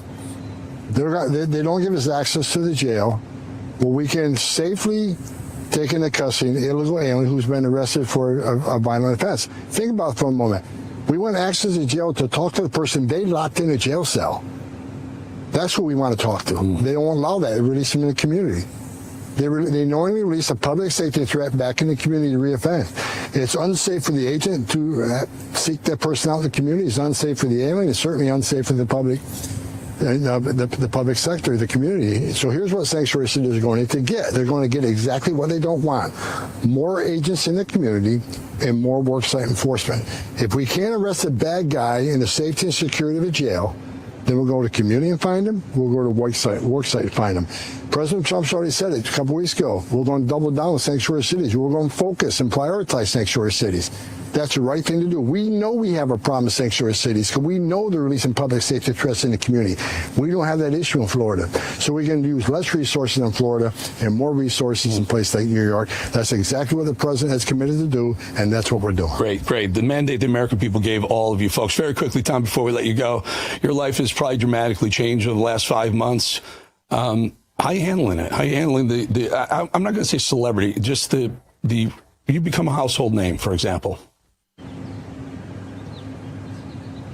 Well, look, I think all the credit goes to President Trump, not me. I mean, President Trump's a game changer. He came in and passed executive orders that were game changers. Remain in Mexico through safe country agreements, ending catch and release. I want to give it credit to the men and women wearing that badge and gun who were at 2 o'clock this morning, you and I sleeping in bed, and there's a border patrol agent standing on a dirt trail someplace securing our border against, national security threats. There's ICE officers out at 3 o'clock this morning doing surveillance on a significant public safety threat they want to locate and arrest. So I don't take any of the credit. I give the credit to men and women wearing the badge. God bless the men and women of the Border Patrol, and God bless the men and women of the United States Immigration and Customs Enforcement. And God bless the greatest president in my lifetime, Donald Trump, because he's letting the Border Patrol and ICE do the job they took an oath to enforce. We finally got a country back. We're going to enforce some laws to make this country safe. So I give thanks to all of those folks. I'm just happy to be part of the team that's doing it. Well, an integral part of the team, and that is really the American people. Thank you, thank the president. And again, we rode along with some of your ICE agents and others. Those folks go home to their husbands and wives and kids and dogs too. Sometimes people don't realize how we have to protect them as well. What you just said, let's put stomp on that. People need to understand all the tax on ICE and border patrol agents, they're mom and dads too. They have children too. They don't hang their heart on a hook every day they go to work. For God's sakes, these aren't the enemy. These are American patriots who put their lives on the line every day for this nation. If you see one, thank one. They're the greatest 1% this country has. We're going to leave it at that. Tom Homan, appreciate your time, sir. Stay safe. All right, thank you. All right, so, while we're hanging out here, I just tell you, we have a third gator that's joined us. Oh, did you catch that? Did you see that? Did you see that guy jump just for the camera? What a show off. How do you know we were live? He waited all that time and he jumped out of the water. Yeah, it's getting crowded out here. I wonder why. Maybe they're hungry. We sat down with Ben Bergquam just a little while ago, and he was at the other border talking about the folks that come over here and get caught and what happens. Here's a good interview with Ben Bergquam coming up.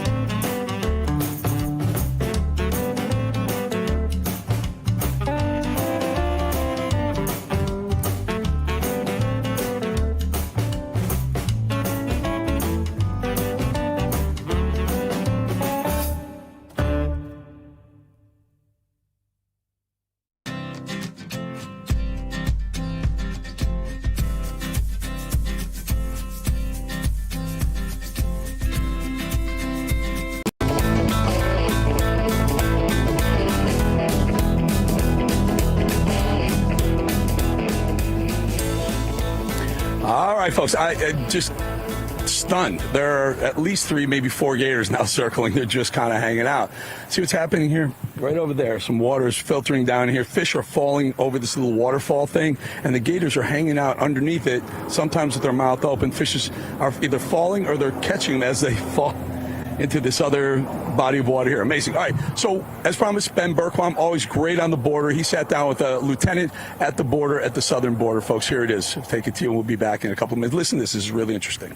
All right, next guest, Rav's own host of Law and Border, who is riding along with La Jolla, Texas police this week. He's been riding with them for the last 4 years under Biden when it was a disaster. Now under Trump, when it's much, much quieter. Well, I'm not sure it's quieter, but it's a lot more safer and secure. Let's put it that way. Here to tell us more, Ben Bergquam, along with La Jolla, Texas Police Lieutenant Manny Casas. Good to have you, Ben. Tell us a bit about Manny and about your ride along. And I think you want to show the juxtaposition or the difference between 2, 3, 4 years ago and now. Go ahead, go for it, brother. Yeah, Eric. No, this is where the impetus for Law and Border really began. Was coming down here, and I met the honor of meeting Lieutenant Casas, was Sergeant Casas when I first met you back then. And this was one of the communities that lives here. These guys work here. They put their lives on the line every single day, and they were just completely overrun under Joe Biden. We have video, hours and hours and hours of video, hundreds of illegals pouring across. You got cartel in the community. You got smugglers and traffickers and all of these guys operating at will in their community. And we were told for 4 years that nothing could stop it, nothing could slow it down, that this was just natural part. All these people were just coming for asylum and all kinds of bogus stories. And then all of a sudden, President Trump gets into office. And so I wanted to come back. This is the first time I've been back here since President Trump's inauguration, to be back with these guys and to see the difference between what it was and what it is today. And I'll just let Lieutenant Casas tell us that. Sure. It was. Thank you, Ben. Yeah, it's true. I mean, as soon as President Trump came into office, everything changed for us here in this small community. From having hundreds and hundreds of people that we had to deal with every day, plus take our normal service calls, it started to become very overwhelming. It was taxing our units. It was taxing us as from our health and everything else, to a point where we started looking for help. Our units were breaking down. We were getting into crashes because of pursuits. It was just a big mess. But as soon as our president, Donald Trump, came in, everything basically disappeared, with the exception that there's still some bad guys out there that are still taking that risk of crossing and bringing drugs and everything else through our borders. Yeah, Ben, I talked to Tom Holm. Actually, I'm gonna play a soundbite of this right now. And we rode along with some of your ICE agents and others. Those folks go home to their husbands and wives and kids and dogs too. Sometimes people don't realize how we have to protect them as well. Yeah, what you just said, let's put stomp on that. People need to understand all the tax on ICE and border places, they're mom and dads too. They have children too. They don't hang their heart on a hook every day they go to work. For God's sakes, these aren't the enemy. These are American patriots who put their lives on the line every day for this nation. If you see one, thank one. They're the greatest 1% this country has. Well, Ben, what is the response between you and Manny Casas, Lieutenant Manny Casas, about finally having an administration that backs their cause and what their job description is? Well, look, like I said, I've been doing this for years now, covering it from the media side. And one of the biggest problems are the fake news media out there that have been continuously pushing this lie. And President Trump, this administration, Tom Homan, understand this better than just about anybody. The lies from the media that are pushed out there that then become the talking points for people across America, that then become the talking points for the protests that we see. And we still see that today. All of these, now it's not just communist, Antifa, anarchist with BLM and jihadists. You've got illegals out there. So all these different groups. But thank God for this administration actually standing up and telling the truth. And thank God for networks like ours telling the truth. But when you see the guys that actually do the job, I saw it for 4 years under President Trump and then for 4 years under Joe Biden. And what that did to the morale of ICE and of Border Patrol and of law enforcement, I saw it here in La Jolla with law enforcement officers that just want to do their job. They go home to their families. They've got families. They live here in the community. They have to go to church and to go out to the grocery store and send their kids to school. They have to live here with these decisions. And so to see an administration that put them last versus an administration that puts them first again, to me, it's, from a morale standpoint, you can't overstate what that means. Lieutenant Casas?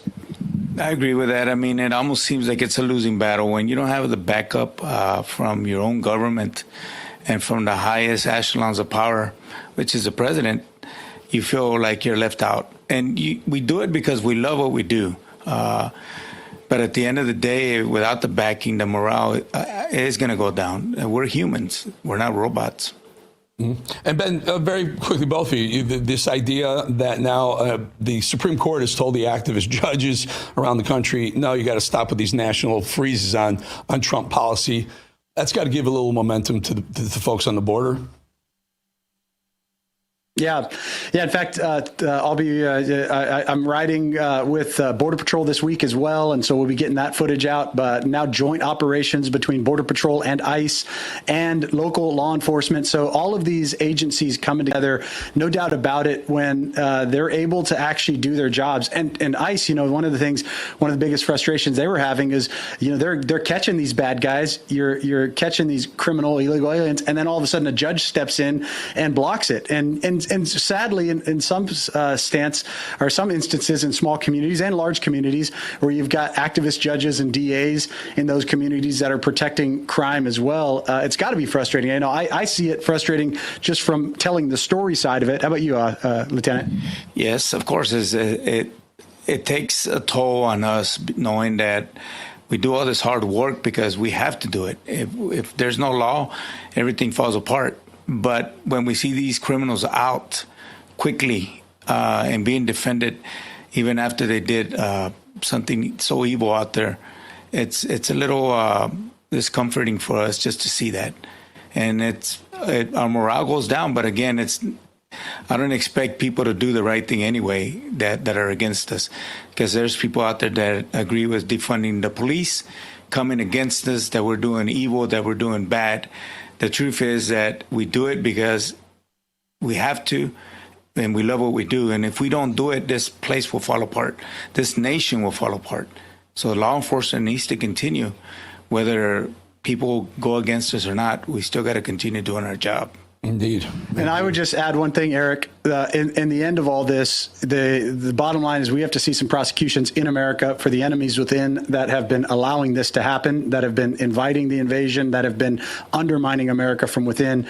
And so, this is a step in that process, but we need more decisions like this that hopefully will then undo these activist judges, activist DAs, activist leftists around America. You're 100% right, Ben. We've been saying it here for a long time. We cannot wait to see Alejandro Mayorkas with his right hand up, swearing to tell the truth, the whole truth, and nothing but the truth to the he'll probably lie through his teeth anyway, but to a Senate hearing. And then maybe they can finally send it over to the Department of Justice and find one perp walk, and they'll rethink it next time, if they have power. Next time they have power, and they may choose not to do that anymore. Lieutenant Manuel Manny Casas, thank you very much. Ben Burkham, always stay safe, my friends. Thank you for your time. Thank you. Hey, thank you, sir. Great to be with you. All right, folks, new administration in Washington, D.C. has brought a lot of positive changes when it comes to fixing our broken healthcare system. The reality is, however, that there's only so much the government can do, and that if we really want to make America healthy again, that starts at home with each and every one of us. And that's where the Wellness Company comes in. See and hear from TWC doctors on this network all the time, and you know that their products are the gold standard for keeping you and your family safe and healthy. The Wellness Company gives you the opportunity to make sure you're prepared for whatever happens with their series of prescription medical kits that contain an assortment of life-saving medications and guidebooks to assist the proper use of these medications. Additionally, the Wellness Company offers a variety of products from parasite cleanses to weight loss and so much more. They can help you stay healthy and live a longer and more satisfying life. Make America Healthy Again starts at home. Do your part and protect the health of you and your family. Go to www.twc.health/voice today and order. That's twc.health/voice. Use the promo code VOICE, save 10%. We lit up by mosquitoes here. City guy doesn't bring bug spray to the swamp. Anyway, you see our three friends here? They're still waiting. They're hanging out there. When we come back, Marshall Blackburn, Senator from Tennessee, from the great state of Tennessee, talking about the big, beautiful bill, which the Senate passed today with J.D. Vance's tie-breaking vote. We'll be right back.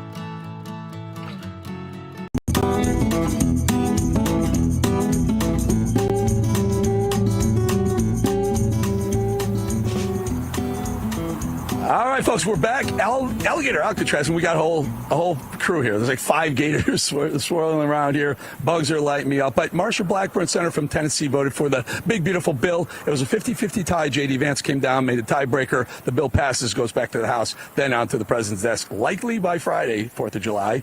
Here's that interview. All right, Max, yes, been very, very busy with the one big, beautiful bill, but also taking on liberals who think it's A-OK to release the names of federal law enforcement officers, in essence, doxing federal law enforcement officers. Can you believe this? She has introduced legislation to protect federal officers from doxing called Protecting Law Enforcement from Doxing Act. I'm happy to have the senator from the great state of Tennessee with us, Senator Marcia Blackburn. Senator, you had a ride along with ICE, so we did too. So how important is their identities to their safety? You know, it is imperative that we protect their identities. My goodness, they're out here working, and to have elected officials like LA and Chicago and our mayor in Nashville and his office who reveals the names and the places where people are working, the operations that they are carrying out. This puts them and their families in harm's way. And it also obstructs the work that the investigators and agents are doing. So once we saw that the agents in Tennessee were being doxxed, we checked to see if they were under the covered persons for protected persons and found out that they were not. So that is why we are adding it to that covered persons list so that they have those protections, and so it is a crime to reveal their names, their information, their identity. It's amazing that the liberals in America who call riots peaceful protests, and then, at January 6th, they call it insurrection. So the hypocrisy there is amazing. Yet they will want and continue that hypocrisy by wanting federal agents to show their identities. When we were doing ride-alongs and we were told, here we're showing some of the video, we were told by these folks, by ICE, by Border Patrol, by Florida Highway Patrol, all the different agencies there, that Trendell or Agua could just take one of their pictures, their face, and know exactly, they have the software to find out exactly where they live and where their family lives. Yet these idiots will protect the protesters who are, breaking windows and in some case throwing bricks at cops. Well, your point's exactly right. What we have a lot of these sanctuary city mayors and big blue city mayors are doing is protecting criminal illegal aliens instead of protecting law-abiding citizens. And I have not talked to a single person who wants to have Tren de Aragua, MS-13, a violent gang, drug dealers, sex traffickers, murderers, rapists, robbers moving into their apartment complex or their neighborhood. They want these individuals to be apprehended. They want them to be deported. So we know that. We know that is where people, what they think and believe, and we also know that deporting these criminal illegal aliens, removing them from the communities, is an issue in Tennessee that 90% of the Tennesseans support. There are very few people that want to have criminal illegal aliens living in their neighborhoods. I wonder if Mayor of Nashville, Freddie O'Connell, wants his home address published on the internet. I mean, if anyone has a problem with what he'd be the first to call out anyone who said or did anything to his home or to a family member when he's literally doing. Nashville Mayor Freddie O'Connell has released the names of federal officers in a public report and said, quote, "I wouldn't say it was an endangerment process. I would say they may have some concerns." I mean, how tone deaf can you be with the way how crazy the world is right now? People shooting at Donald Trump left and right. He's off his mark. Well, we know that the assaults on our ICE and Homeland Security and federal law enforcement have increased 500%. But bear in mind, since the raids began in Nashville, and since they have been pulling out these individuals that are convicted of crimes, have charges against them, people that have orders of deportation against them. There have been 554 removed from Nashville since these operations began in May.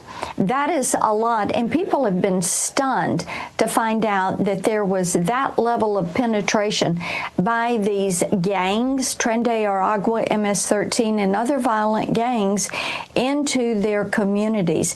And this is why I think people support so much. They know crime has gone up. They know that gangs are more prevalent, but to find out the intensity of that, it is one of the reasons that people overwhelmingly say they should be apprehended and they should be removed from the community. Senator, couple of other big things are happening, but let's do this one next. The one big beautiful bill, it's being tossed around. Trump was asked about it in that press briefing just moments ago. Have you spoken to, let's say, Scott Besson? I think you have. And where are they? Are they confident I'm not so sure they're confident about 4th of July, but are they confident that something's going to get to the president's desk eventually? Yes, indeed. And we just left lunch with Secretary Bessent and Speaker Johnson. Here is what we need to keep front and foremost. All right, folks. Gator's hanging out, but I had a very important question to Donald Trump. Remember I said I'm going to get this question to him for the last 5 days. I'm going to get this to him. I finally got it to him today, live at Alligator Alcatraz. Watch. You guys in good shape. Hey, it's Eric Bolling. How you doing, sir? Something we've talked about for, I'd say, better part of 20 years. I think it's something near and dear to your heart, energy. Our energy security. Under Joe Biden, average price of oil for the 4 years was about $79 a barrel. He drained the SPR halfway down, promised to replenish it, never did. That's right. Under you, first term, $53 average price for 4 years. Biden was $78 for 8 years. It was never refilled. The question is now it's $64 or so. Yeah. Coming down rapidly. Coming down, and what a great opportunity to fix another one of Joe Biden's problems, one of the things he broke in America, giving us the energy security of an emergency SPR, Sure. Fill it to, maybe even go beyond and fill it to 1 billion barrels this time at a much cheaper price. Thoughts on the energy sector? So it holds 77 million barrels, and we had it up to the top, if you remember. And I was proud of that, and I made a deal to buy it at the lowest price of oil. It was a good deal, good instinct. And we filled it up, and when he came in, he started using it to keep oil prices down because he blew our energy policy out. Energy and his bad spending is what caused inflation. So now we have no inflation. Gasoline just hit $1.99 today in 5 states. $1.99, isn't that a nice sound? It was up to $4, and going up to $5, $6, and $7. In California, it was $7.70. But we just hit in five states $1.99, $1.98. And it's coming down to that level, so that'll be a big thing. And one of the reasons the prices and costs are going down when you go to the supermarket, because I said I was going to get costs down. We're getting the cost down. Food is coming down. When I came out, my first week, if you remember, I had a lunatic reporter screaming at me saying, eggs are going through the roof. What are you going to do about eggs? I said, I just got here. I didn't know anything about eggs. I had to call you. I said, look, I just got here. Tell me the problem. Well, they're doubled in price, and they're going to be 5 or 6 times higher. They were right, actually. I said, let me work on it. And now we have eggs down to the same numbers it was when I first came in. You know, we lowered the cost of groceries. A simple word like that, groceries, it was like almost a strange word. I hadn't heard the word in so long, but what could be more beautiful than the word grocery? And we have the prices way down. We have the energy way down. Energy brought the groceries down, if you want to know the truth. And, you know, so we think we're going to get it lower, and we're going to fill up the it's called the Strategic National Reserves. I had it topped out, and this guy would use them every time before the election. He'd use them whenever they had an election. It was artificial. But believe it or not, as big as that are hundreds of millions of barrels of oil, all filled up at low prices. But it was really meant for wars, and it wasn't meant for keeping your prices down during a holiday so that somebody could get elected. But they used it, and they didn't bring it. The only mistake you made, they didn't bring it a little down. They brought it right down to the bottom. The thing is practically empty. They never filled it up. They never spent 10 cents in filling it up. And we'll do that. When the market is right, we'll fill it up. I want to fill it up when the market's right. Thank you. How about... All right, before we go from Alligator Alcatraz, quick word from our sponsor. All right, folks, this month, Tax Network USA proudly celebrates our nation's birthday, honoring freedom, resilience, and financial independence. To mark the occasion, they're offering 10% off of all services through July 4th. If you're dealing with back taxes or missed the April 15th deadline, don't wait. The IRS is rapidly stepping up enforcement. Penalties can add up quickly, up to 5% per month, maxing out at 25% of your total bill. That's on top of your total bill. Add 25% if you ignore it. just for not filing. And that's on top of what you're already paying. So here's some good news. Tax Network USA can still help you turn things around, whether you're self-employed, run a business, or your books are a complete mess. Their team knows how to cut through the chaos and find solutions that work. Your consultation is always free, and getting ahead of the problem now could help you avoid harsh penalties, wage garnishments, or surprise bank levies. Take the first step. Call 800-905-8000, 800-905-8000, or visit tnusa.com/Rav. Don't forget, you'll get 10% off all services through July 4th. As part of their celebration of our nation's birthday, regain control of your finances now with expert help from Tax Network.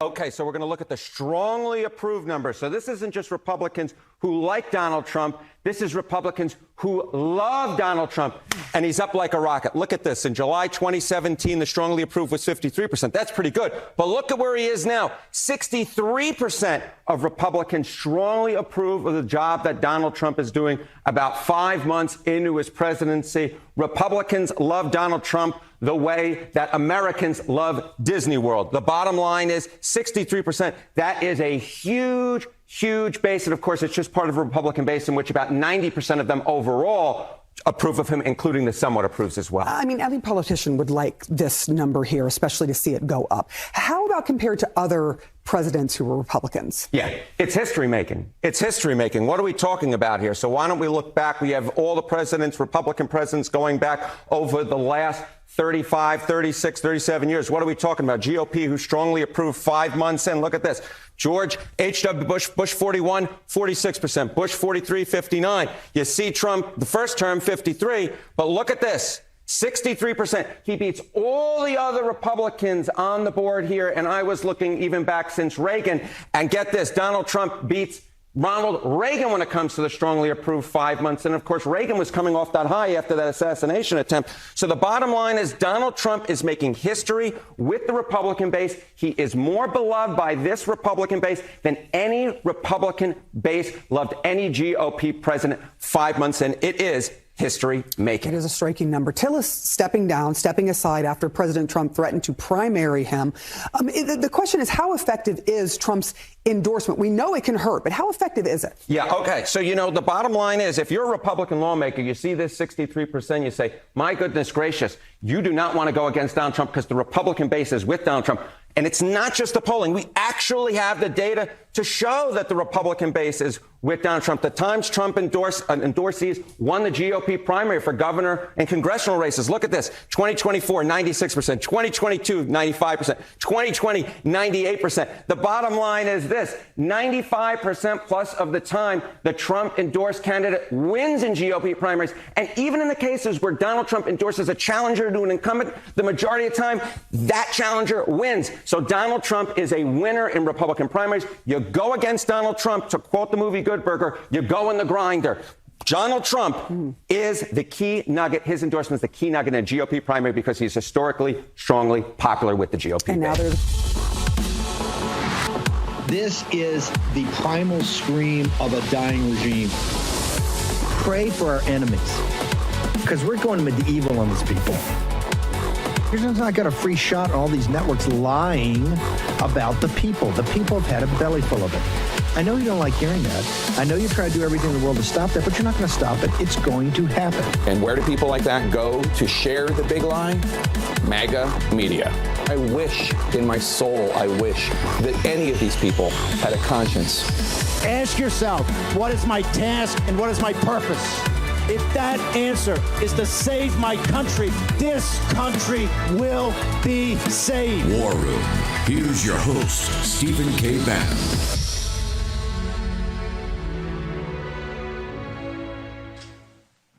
It's Tuesday, 1 July, year of our Lord 2025. I want to go to the airport, and Mike Davis, who's about to fly out of town, and we've got him only because there's a massive storm in the Imperial Capital, has delayed some flights. Mike Davis, the big, beautiful bill, kind of lurched to its approval this afternoon. Already in the House tomorrow. We know it's going to be a pretty big fight. We've got some pretty good clips we'll play of some folks that said they're not terribly excited about this, but we'll all work through that. But one of the biggest thing that was done was this taking down the artificial intelligence from the tech bros. You've done some more research this afternoon. How do we do it, sir? This was a pull the rabbit out of the hat win, and I want to give credit to these people in this order. I want to give the credit to President Trump, who resisted tremendous pressure to back this AI amnesty, and he didn't do it. And I want to thank Marsha Blackburn, the great senator from Tennessee, along with her fantastic staff, including Katie Lane, the chief of staff, who's my good friend, the wife of Bill Lane, who was an Article 3 Project volunteer attorney for many years and now a nominee for a top Pentagon post. Congresswoman Marjorie Taylor Greene, MTG, is a rock-solid ally. Stephen K. Bannon and his team and the War Room Posse, that is the secret sauce to all of this. And the Article 3 Project, of course, teaming up with the War Room Posse. We lit up the Senate. We had 3,000 activists make over 9,000 contacts with their home state senators, and we scared the hell out of them. This was going to fail. At 2 o'clock in the morning, there were reports that the lead proponent of this AI amnesty thought that only 3 Republicans would defect. And by the end of the night, by 5 o'clock in the morning, this went down 99-1, including the lead proponents voting against his own bill. That's how powerful the War Room Posse is. Yeah, no, it also it speaks to how radioactive what the ask was. This was so huge. The reason we